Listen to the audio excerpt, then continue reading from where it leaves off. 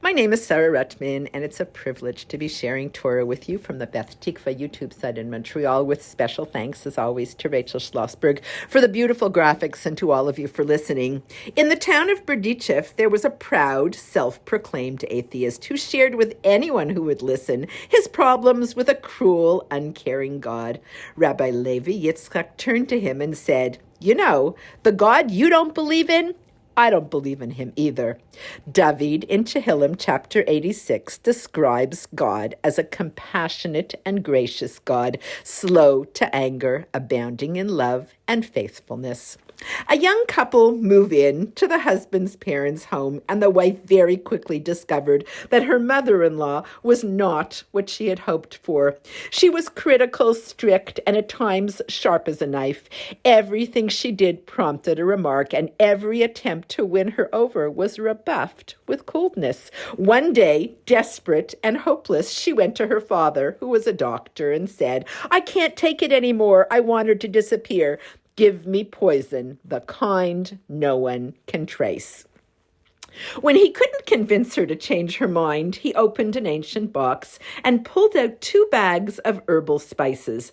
"There is no fast-acting poison," he said. "That's dangerous. But here are herbs that will work slowly but surely. But listen carefully. So that they won't suspect you, you must treat her with love, respect her, praise her, speak with her gently. No arguments, no insults, only kindness."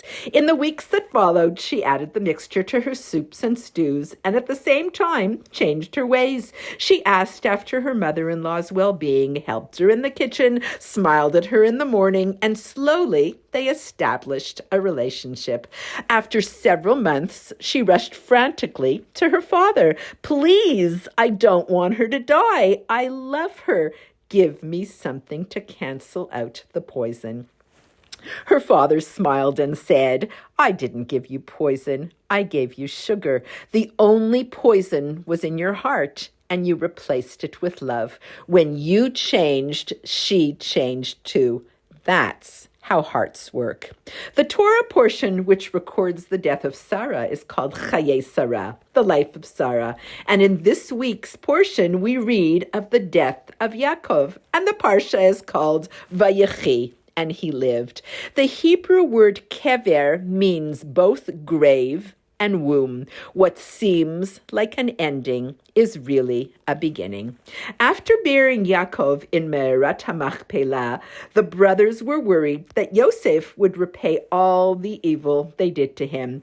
Yosef said to them, "Although you intended me harm, God intended it for good. You will ultimately have to answer for what you did, but I was not sold. I was sent. I will sustain you and your young ones." Thus he comforted them and spoke to their heart. In the Shema, we are told in the first paragraph to let these matters that I command you today be upon your heart. The words are slightly different in the second paragraph. Place these words of mine upon your heart and upon your soul. It continues with the mitzvot of teaching and learning Torah, as well as tefillin and mezuzah. Hashem wants a relationship. We are given Torah and mitzvot to help us.